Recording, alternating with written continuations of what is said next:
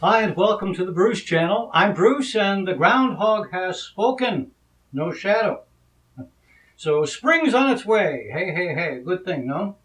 As though it really means anything. Still, it's a heck of a good excuse to have sausages, pancakes, play polkas, and, drink whiskey.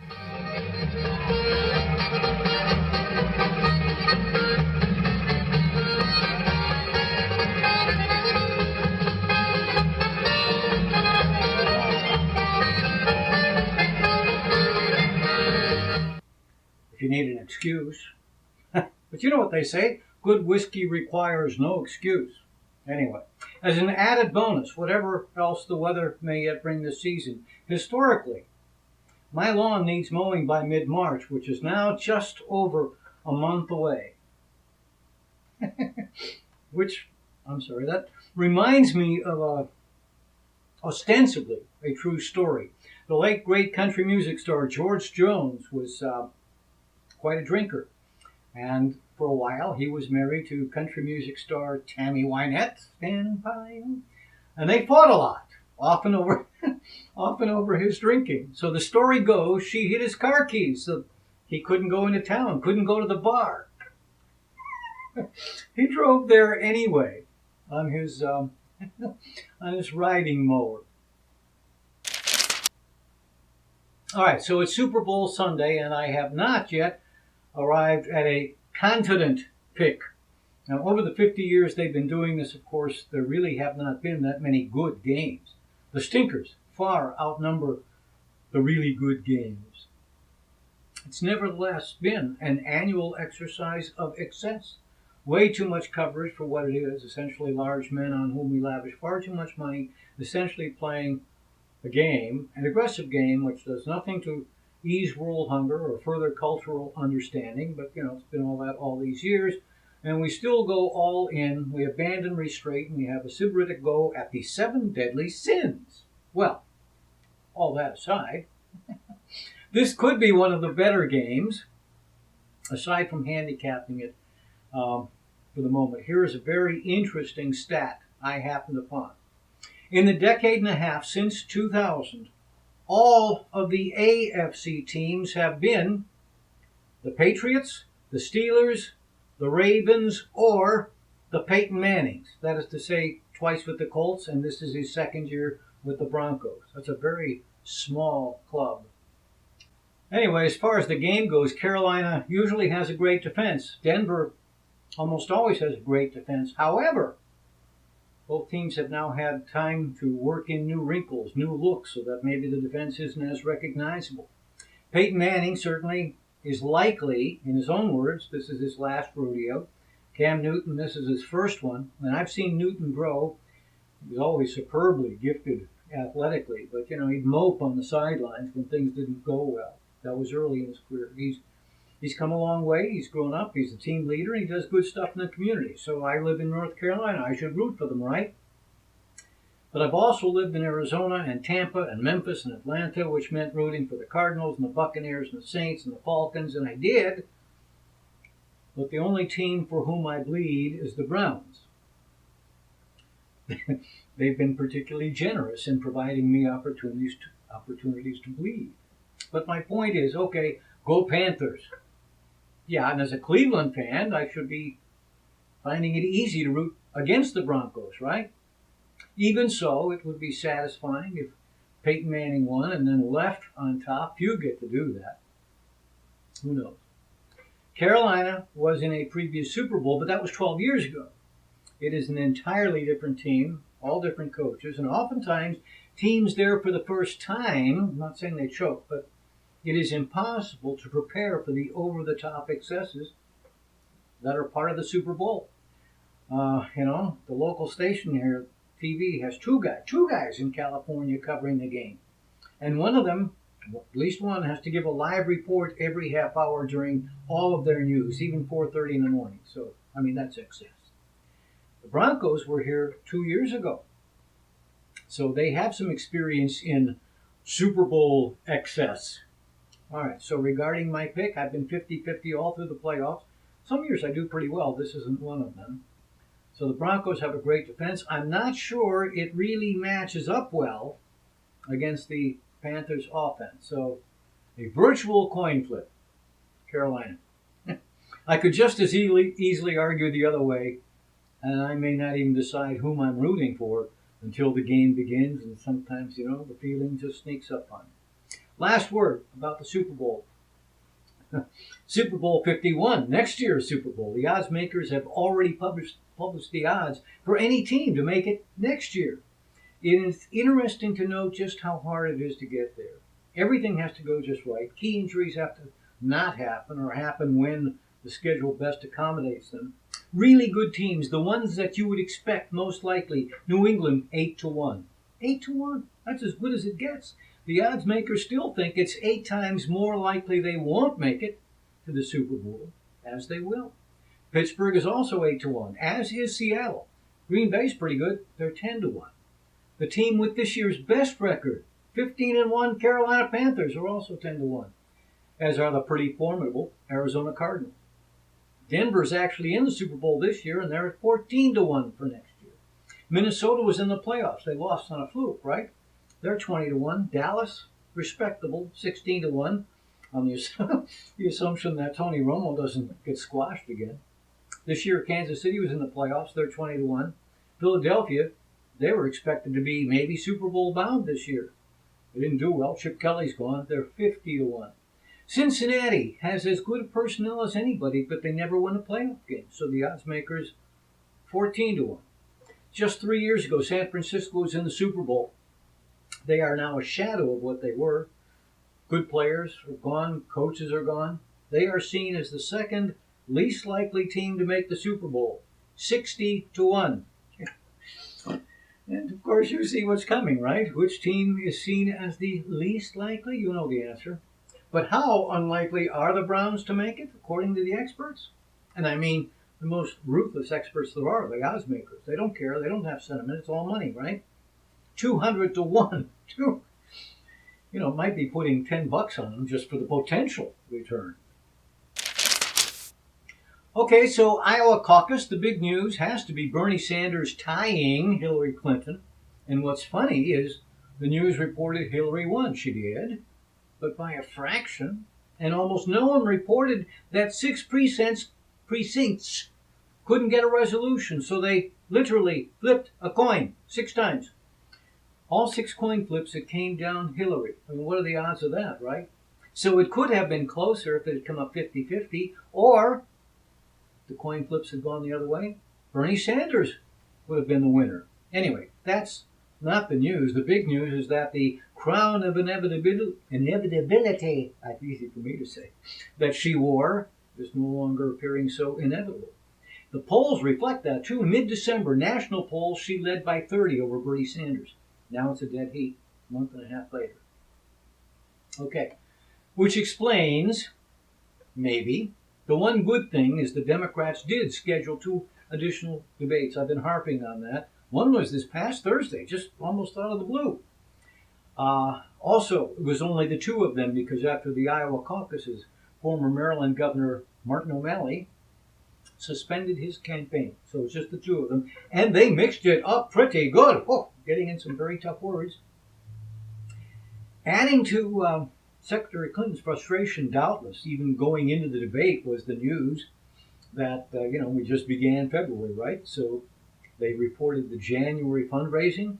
Bernie raised more than she. What about the GOP? Oh, my. All right, Ted Cruz did win. And as he leaned heavily on the evangelical vote in an evangelical state, no surprise. But the media has gone all over themselves, treating his victory over second-place Donald Trump as a blowout. Well, it was 4 points. That's not a blowout. Marco Rubio came in third.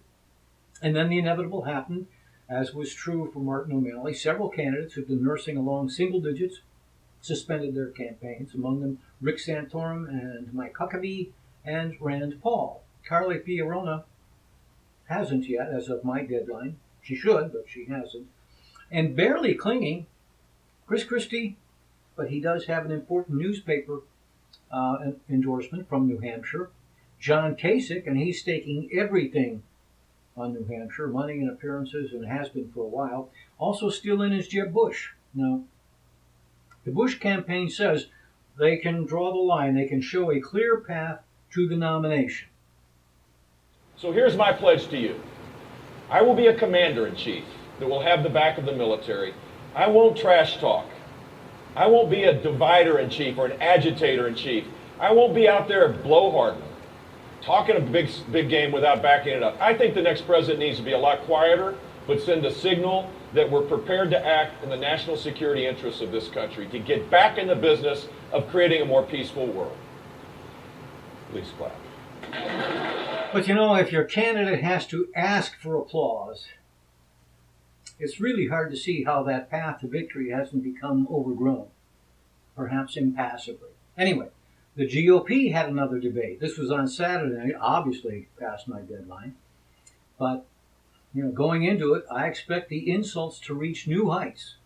I am, however, troubled by some developments on both sides, but in particular, this is, the word I would use is heinous, what happened on the Republican side the night of the caucuses.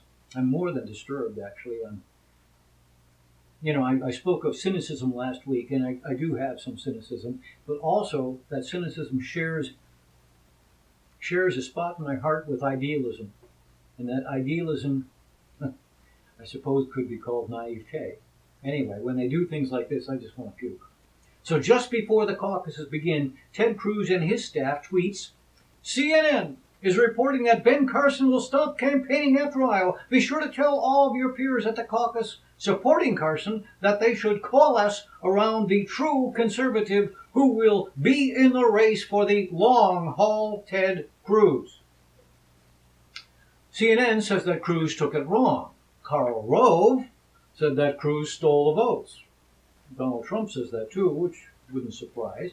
Ben Carson is PO'd, and, you know, it's hard to take him off. So he says he's going to go after Cruz in the Republican debate. Again, that's past my deadline, but that'll be interesting.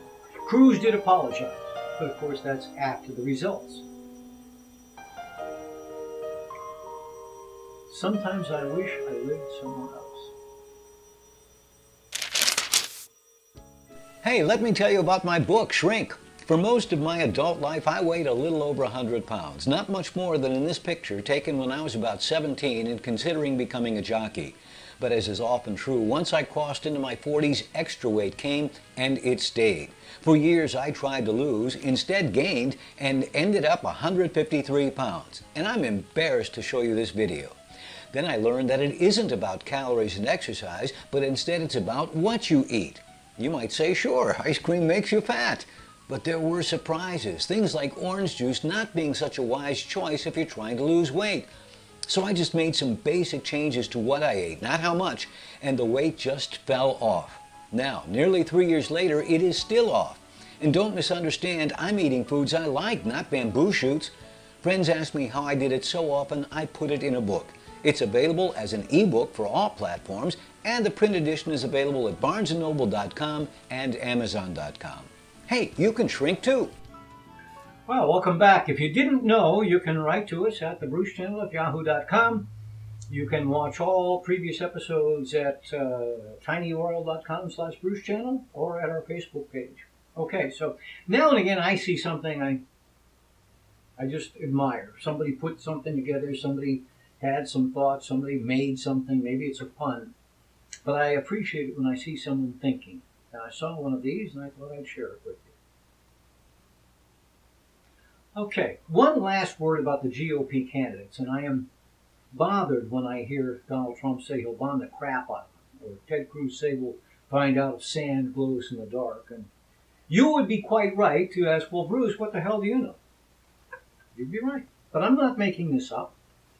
I'm not dreaming it up, and I'm not taking it from the far edges of either side. I listen to people to whom I respect, who not only have been there, but they've given voice to their opinion in a reflective and responsible way, not knee-jerk, reflexive, reactionary stuff to the other side. So one such person is Robert Gates. And as you probably know, Mr. Gates served in Republican administrations going way, way back decades. So the Reagan administration, even before that. He has been Deputy National Security Advisor. He's been Director of the CIA. He's been Secretary of Defense. And given that we were in two wars and the economy was off the cliff when President Obama took office, he was asked to stay on and serve the new Democratic president who, wanted to spend more time with the economy. And a patriot would do that. He did, and I respect that more than I can convey. All right. He's out of government now. He's currently the chancellor at William and Mary College. But he writes books and he speaks his mind. And last month, referring to the Republicans, he said the level of dialogue on national security issues would embarrass a middle schooler. He went on to say that either they really believe what they're saying or they're cynical and opportunistic. He said he hoped it was the latter because, God forbid, they actually believe some of the things they're saying. All right, from a few weeks ago, I didn't get to this at the time, and the last several weeks we've had some bang, bang, bang, bang, whoa, busy shows, couldn't be fit in. But this is remarkable. Henry Worsley died. I'm not sure you knew that. Actually, Lieutenant Colonel Henry Worsley died. You may not know who he was. Lieutenant Colonel in the British Army, and he was an explorer, too. In 2009, he was part of an expedition that retraced his hero, Ernest Shackleton's trip in the Antarctic. Shackleton himself, quite a story. He made several trips to the Antarctic. That was early in the 20th century. And one of the most harrowing trips, they had planned to cross the continent from sea to sea, but before they even completed, they didn't even get to the starting point. And their ship, the Endurance, got caught in the pack ice and was crushed. So they managed to unload the ship before it was crushed, and they got the supplies, and somehow they survived. And then later, they rode lifeboats, the ship's lifeboats. They rode those it's a hell of a story. Anyway, Lieutenant Colonel Worsley decided to make the first solo trip, solo and unaided.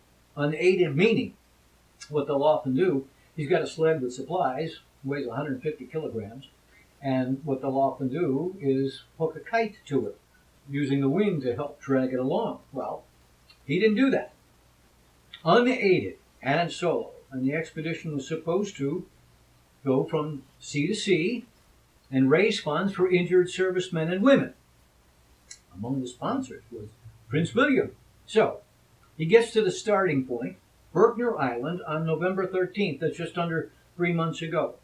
The plan was to travel roughly 945 miles in 80 days, which would average just under 12 miles a day. But he did much better. He did over 13 miles a day. He was close. He made 913 miles, 69 days. He only had like 30 more miles to go. But he was exhausted. He was dehydrated, and he tried to recover for a couple days in his tent. He couldn't. He radioed for help. They airlifted him to a hospital in southern Chile. He was diagnosed with bacterial peritonitis. He had surgery, but he died on January 24th of multiple organ failure. He was 55. I really can't imagine what would make someone want to do that, even for a good cause, in this case, injured military personnel. Prince William was a sponsor. Presumably he could get other sponsors. Why not just say, okay, this is a good cause, just donate. Well, do I really have to go across the continent? But I suppose that's why, as a species, we do things like climb mountains and fly rocket ships and land on the moon. Anyway, I just thought that Lieutenant Colonel Henry Worsley's story was unusual, maybe a bit under the radar, maybe you missed it, and I thought it was worth sharing. Okay, so if you haven't got around to it yet, you still have about 2 weeks to see a celestial show. It's not run-of-the-mill, doesn't happen every day, doesn't even happen every year. It's been doable now for a couple of weeks, but right now we're coming to peak. What is it? In the morning, just 60 to 30 minutes or so before sunrise, you can view 5 planets all in the sky together. So you start by looking east, and yep, right there, Venus is easy, of course. It's there like it always is, very bright. unaided as you move looking to the west, you should be able to find Saturn and Mars, and way off to the right, Jupiter. Mercury is the tough one. And as I said, we are prime viewing time now, and that's because Mercury has finally made its entrance. Mercury is tiny, and it's still low in the sky.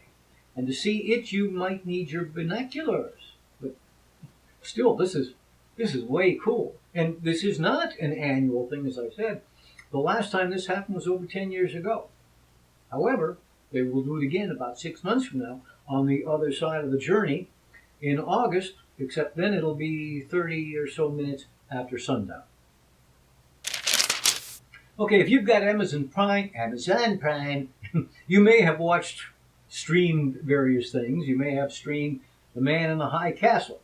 That is a 1962 book, or rather it's based on a 1962 book by Philip K. Dick, and it won the prestigious Hugo Award, gave Mr. Dick his first real acclaim. He's written other things you may know of, like Blade Runner, Minority Report, Total Recall, other things also. Anyway, I watched the first season. I think that was 10 episodes. It came up in mid-November. I'm not going to spoil or reveal anything. It is an alternate history following World War II. That's all I'll say. But here's the thing. After the 10 episodes, it's still going on, and I'm going to have to wait till next year, which I didn't think I could do, to see what came next. So I decided to check, and yes, the library here had it. I reserved it. It was out. Someone else had the same idea. And so I have begun reading it. Because, waiting a year, I might not even remember what had gone on. And then, what if they stretch it to a third season? So, anyway, I have the book. I have begun reading it. If you've been tempted to do the same, I'm not going to tell you not to, but don't misunderstand either. I'm not recommending against it. But it doesn't follow the book. Almost not at all. There are some characters with the same name, but they don't do the same things. They don't live in the same places, so the book is, it's okay. I'm enjoying it, but it's not going to solve my impatience vis-a-vis the Amazon series. And finally this is another one of those things I'd run across and wanted to share. Now, I've shown this before with a different comparison. Now, this, of course, is one of Norman Rockwell's best-known illustrations. It's the 3-in-1. He's looking in the mirror. He's painting himself. So in the mirror, he is revealed as he really is. And while he paints himself, he sees himself and paints himself as he wishes to be. And who can't identify with that? Anyway, someone did a riff on the idea. Take a look. Isn't that great? I love when people get good thoughts, when someone puts together an original thought. Anyway, that is it for this week. But for the upcoming week, I hope it's the best one you ever had. Go on, be a tiger.